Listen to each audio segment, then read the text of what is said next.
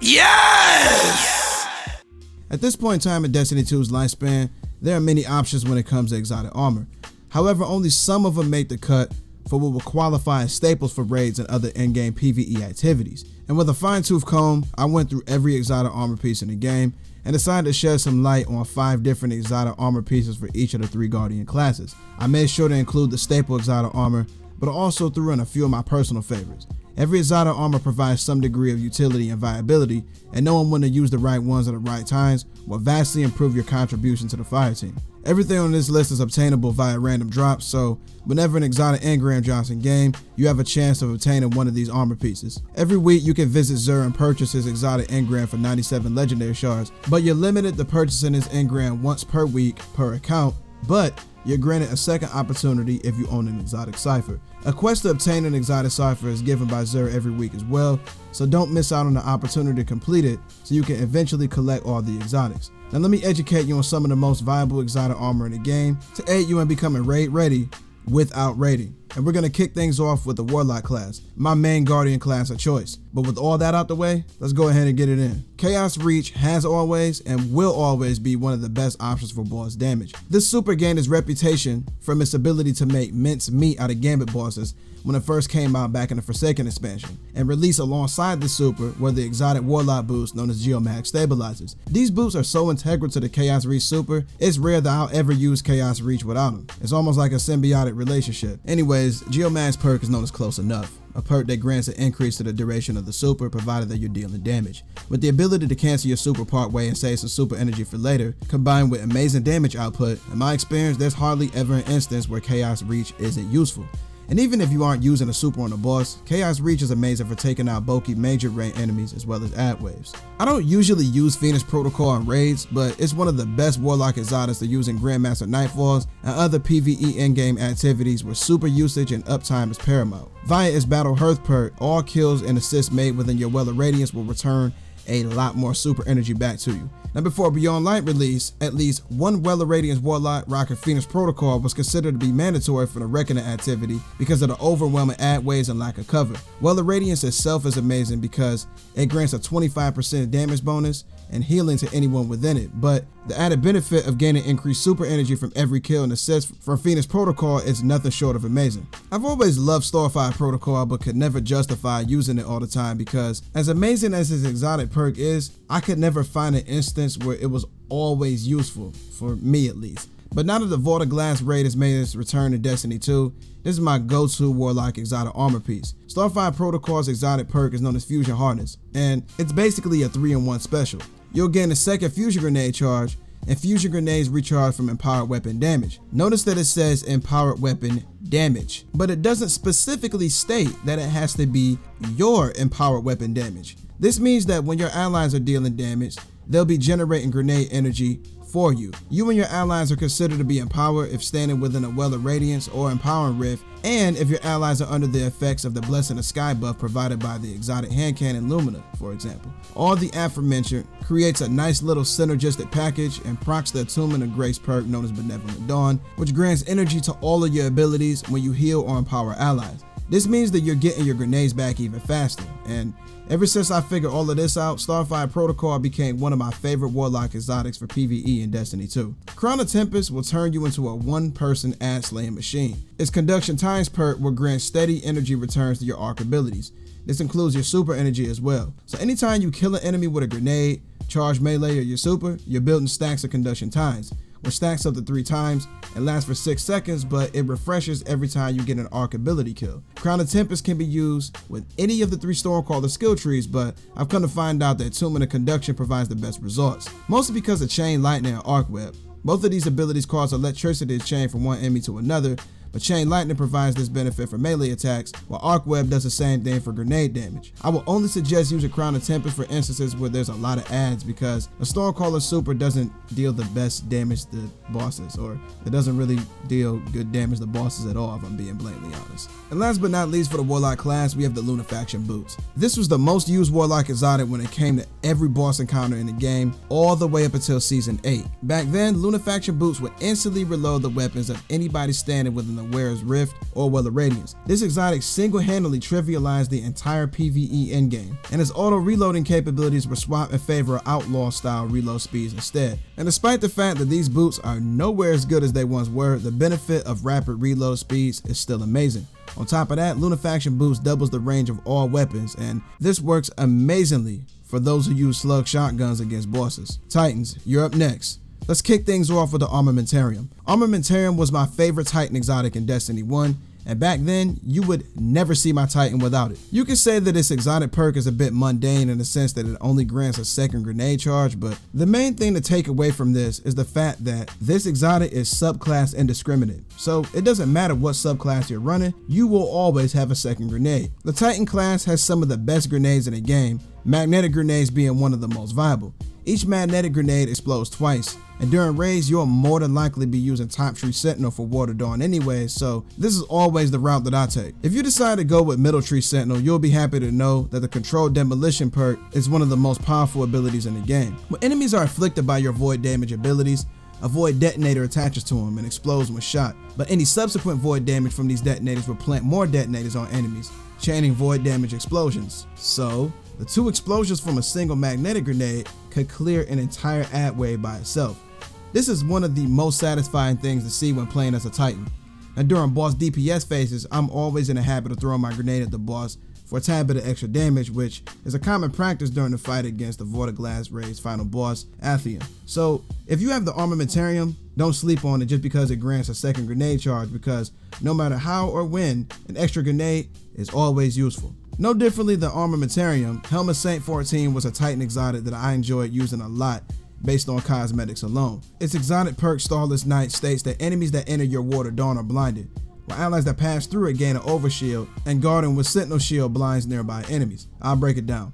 So, if you're using Top Tree Sentinel, you'll have access to the Water Dawn. This is an alternative version of the regular Sentinel Shield Super that conveys a bubble of protective void light. Now instead of tapping a button or buttons depending on how your controller or keyboard is set up to activate your super, you would hold said buttons instead. It's a common mistake to forget to hold, because if you don't, you'll accidentally cast Sentinel Shield instead. But anyways, while standing within the Water Dawn, you'll become as durable as steel, thanks to the Armor of Light ability. Keep in mind the Armor of Light is only active when you're standing inside of the bubble, and its benefits will vanish the second you step out of it. However, when you step out of the Water Dawn, you will receive the benefit of Weapons of Light, an ability that increases the damage of your weapons by 30%. Then again, you would still have Weapons of Light whether you're inside or outside of the bubble, but since you can't shoot through the bubble, Weapons of Light won't really benefit you until you step out of it. Now, all of the aforementioned benefits are without Helm of Saint-14, but with Helm of Saint-14, you'll also gain an overshield when you're outside of the bubble, and you can refresh the overshield simply by passing through the bubble again. This ability is known as Blessings of Light. On top of that, enemies that walk inside of your bubble become blinded and move incredibly slow. This benefit is also present during the Sentinel Shield's guard as well.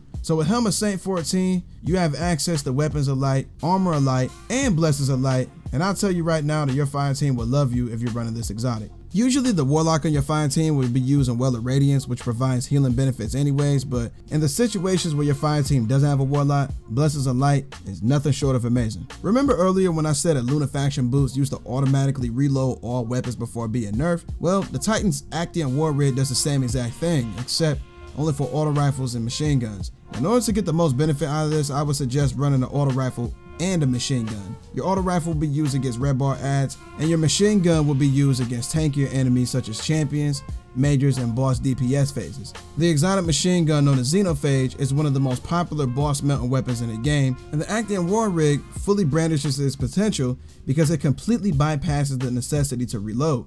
This is amazing because Xenophage has an incredibly slow reload speed, and having to reload in the middle of a boss damage phase always sucks. Ursa Furiosa is one of the most viable Titan exotics for Grandmaster Nightfalls and works very similarly to the Warlock's Phoenix Protocol. His exotic perk Ursian Guard states that you'll move faster while guarding with the Sentinel Shield, and guarded damage is converted into super energy when the super ends. In Grandmaster Nightfalls, enemies hit very, very hard, and Ursa Furiosa provides the peace of mind of knowing that you're safe provided that you're standing behind a Titan who cast it. Even though all three of the Sentinel subclass skill trees are compatible with the Ursa Furiosas, The true potential of these exotic gauntlets is brandished if used in conjunction with Banner Shield, belonging to Code of the Commander, also known as Middle Tree Sentinel. Banner Shield is wider than the regular Sentinel shield that top and bottom Tree Sentinel have access to, and it provides weapons of light for that 30% extra weapon damage. And unlike Ward of Dawn, it's entirely possible for allies to shoot through the Banner Shield. So not only would you be protecting your allies from incoming fire, they're dealing extra damage and you receive a ton of super energy after your super ends. I wanted to note that you have to stay alive in order to receive the refunded super energy. If you die before your super ends, you're out of luck, so keep that in mind. Now, this isn't an exotic that I ever use on my Titan, but I would be delusional to deny how viable it is. Dunemarchers' exotic perk Linear Actuator states that it increases sprint speed, and sprinting builds up a static charge. After meleeing an enemy, that charge will chain arc damage to nearby enemies. Literally, all you gotta do is sprint around for a couple of seconds to receive a buff referred to as Linear Actuators on the left side of your screen. When you melee an enemy while this buff is active, electricity will chain from that opponent to any other opponent within 20 meters. Now, in Imperial System layman's terms, that's 65 feet. And you wanna know what's even crazier about this perk? There's no actual cooldown for it, and you can reproc it simply by sprinting around again, and it doesn't matter how you melee an opponent. Seriously, your melee can be charged or uncharged. It doesn't make a difference because you'll always get the electric chaining effect. This procs off of Middle Tree Sunbreaker's throwing hammers, shoulder charge, shivering strike, and whatever else counts as a melee ability. Alright hunters, you're up next. Now you'll find out quickly that Celestial Nighthawk is easily one of the most used hunter exotics in the game. Top Tree Gunslinger's Golden Gun has 6 rounds and Bottom Tree has 3, but with Celestial Nighthawk you'll only get 1 shot.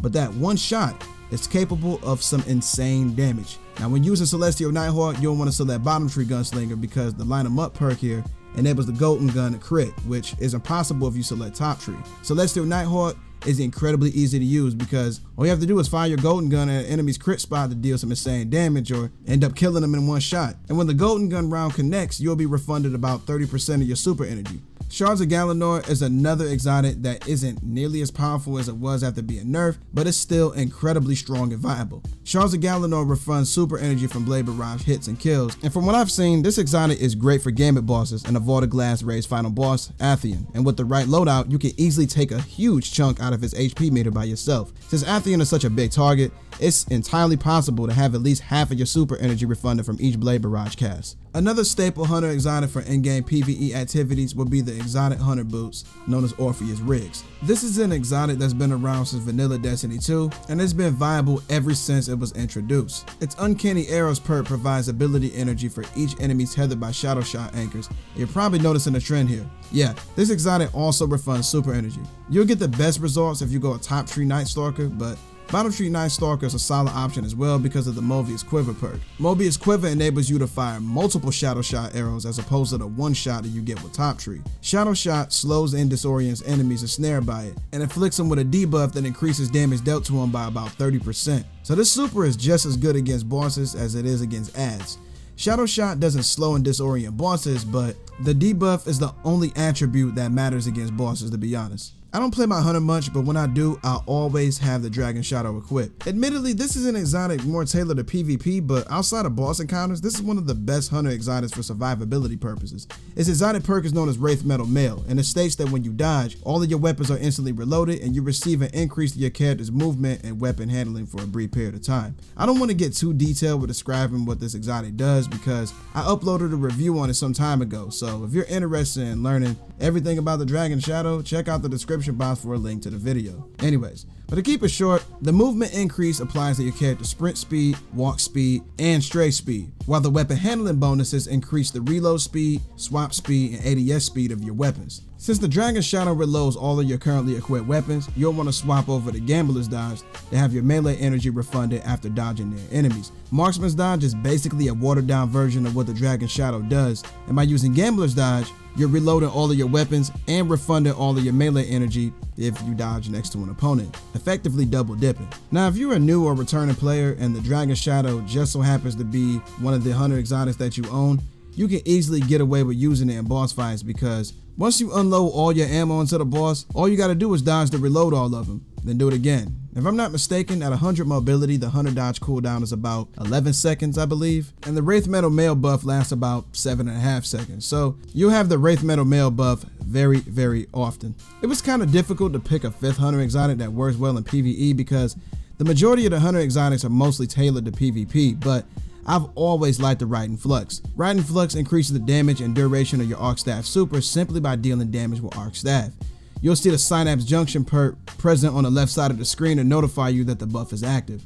Raiden Flux is one of those exotics that works really well against ad waves and certain bosses in the game, but I would be careful using it against bosses because they're known for stomping and sending you flying. Well, everybody, that does it for this one. I hope that you found this video useful. Having the right exotic armor makes a huge difference in regards to how effective you are in certain situations. A hunter with Celestial Nighthawk always has a guaranteed method of dealing big damage, no differently than a warlock with Geomag Stabilizers. And a Titan with Actium War Rig will never have to worry about manually reloading auto rifles and machine guns as often. Now that you know all of this, you're officially one step closer to becoming raid ready without raiding. But yeah, if you made it to the end of this video and enjoyed what you watch, do me a favor and thumb rest of that like button until it turns blue. And if you're new to my neck of the woods, go ahead and subscribe to the channel and click that bell icon so you don't ever miss a video of the most elite gaming content. But with that being stated, 1LHD is over and out. Y'all take it easy. Can redeem you and me. Don't you wanna feel something? And oh, I miss loving you, but I need to live my own truth. Feel it all brand new. I found a little something from Miss Angelou. Take the good and hold it near to you, and let go of all that burdens you.